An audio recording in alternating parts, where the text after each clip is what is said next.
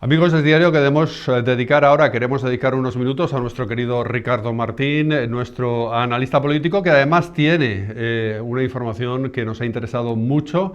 La van a ver ahora en su pantalla. Quiero preguntarle sobre los entresijos de esta información que dice que Pedro Sánchez pierde la paciencia con Santos Cerdán y con María Jesús Montero. Ricardo, bienvenido, como siempre, a Es Diario Muchas gracias, bien Televisión. hallados. Muchas gracias. Bien, y quería preguntarte por esta información última en Es Diario relacionada con los dos que, según otras informaciones, están a la greña continuamente, se llevan muy mal, se llevan a matar y además que están rompiendo la paciencia de Pedro Sánchez, según publicas tú hoy en Es Diario, en estas últimas horas, vaya.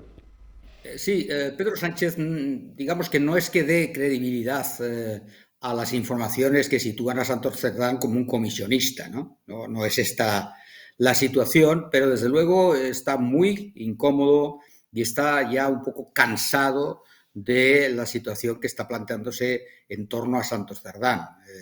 Y también, de alguna manera, a Montero. ¿Por qué cuando habla Sánchez de Cerdán habla también de Montero? Porque este equipo de dirección del Partido Socialista, cuando llega el Congreso último del Partido Socialista, el 35, pues están de acuerdo en seguir.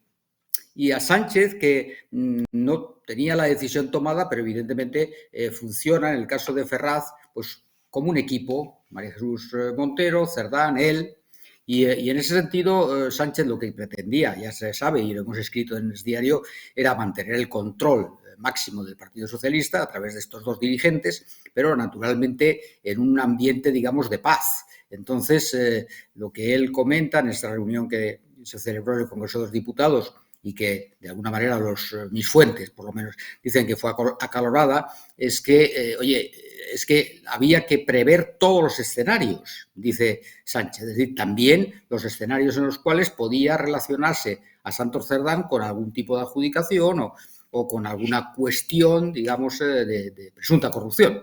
Así que la incomodidad de Sánchez es bastante notable porque, claro, cuando él configura el equipo actual de Ferraz, pues no se plantea sustituir a Santos Cerdán y María Jesús Montero, pero siempre y cuando hubiera una total, digamos, transparencia y no hubiera ningún fantasma en el armario, ¿no? Entonces ahora ve que hay especulaciones, ruido en torno a su equipo de Ferraz y eso desde luego le inquieta mucho y ya dice, oye, a ver, es que esto no puede seguir así, ¿no? Esta es la situación, digamos, con respecto a los dos líderes que están, digamos, ahí a la cabeza del Partido Socialista junto con Sánchez. Así que esto lo que plantea, y lo contamos en el artículo también, es que la previsión de Sánchez, que está estudiando la posibilidad de adelantar las elecciones o celebrar las elecciones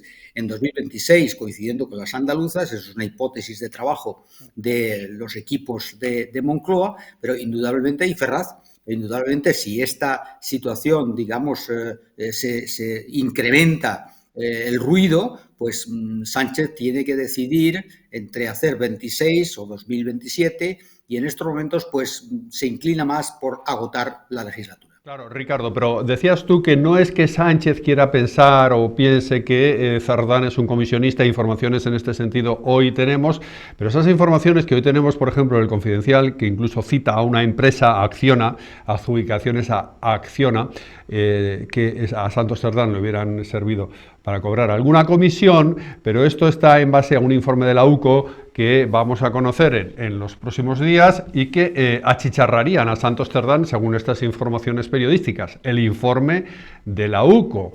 Entonces, claro, la cabeza de Santos Cerdán puede ser un tributo obligado para poder seguir adelante, incluso también una remodelación de gobierno antes de que nos vayamos de vacaciones. Lo apuntas tú también en esa información.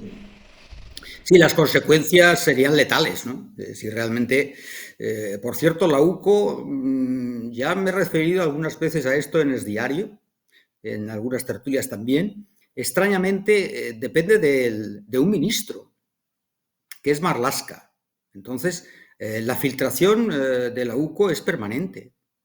O sea, la UCO es como un queso gruyere, ahí se filtra todo, son informaciones parciales, en esta misma que citas tú, pues se habla de Acciona, pero luego resulta que es que Acciona perdió perdió la adjudicación, que supuestamente el que hablaba en nombre de Acciona era Santos Cerdán. Y resulta que Aldama, supuestamente el comisionista Aldama, que es el que paga al PSOE supuestamente, resulta que al final no es la Acciona la adjudicataria, sino una empresa gallega. Y como resulta que Santos Cerdán, según Aldama, se enfadó muchísimo porque no fue Acciona y fue otra empresa, entonces le sueltan 15.000 euros para callarle. Hombre, no sé, quiero decir, contado así, y que la UCO, sobre todo, esta gran, en fin, la Guardia Civil vaya por delante, mi admiración total, pero ciertamente en el caso de la UCO empiezan a pasar cosas increíbles y lo más, bueno, recientemente, como sabes, el juez ha admitido, digamos, el error que había tenido la UCO con el caso Ábalos, pero el jefe es Marlaska. Entonces, por eso también menciono en este artículo que publicáis hoy que Marlaska, en la hipótesis de una remodelación, que desde luego sería la respuesta de Sánchez, que está preparando la respuesta al Congreso del Partido Popular, tiene que hacer algo, porque el Congreso del Partido Popular va a ser muy potente para Feijóo y naturalmente Sánchez tiene que responder con algo. La respuesta sería una crisis de gobierno que afectaría fundamentalmente a Marlaska.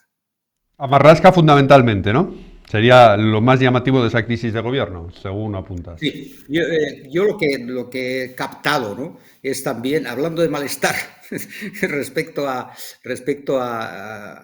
Montero por parte de Sánchez y también de Santos Cerdán, pero claro, en el gobierno hay un clamor, ¿no?, de parte de los ministros, por supuesto, parte del propio Ábalos, como no, decir, oye, pero vamos, ¿quién? Es verdad que están a la orden del juez los señores de la UCO, pero es que tienen un jefe orgánico, que es un ministro. O sea, entonces la UCO hace y deshace y filtra cosas y se equivoca y no pasa nada. O sea, realmente esta UCO, no digo la UCO como organismo admirable, pero esta UCO actual realmente se están produciendo cosas que pueden extrañar a cualquiera y Sánchez en eso lógicamente está en la misma sensibilidad porque hay muchos miembros del gabinete suyo que le dicen, bueno, ¿y esto de la UCO qué está pasando? Entonces miran todos a Marlaska, pero ¿qué está pasando ahí, no? ¿Qué pasa ahí?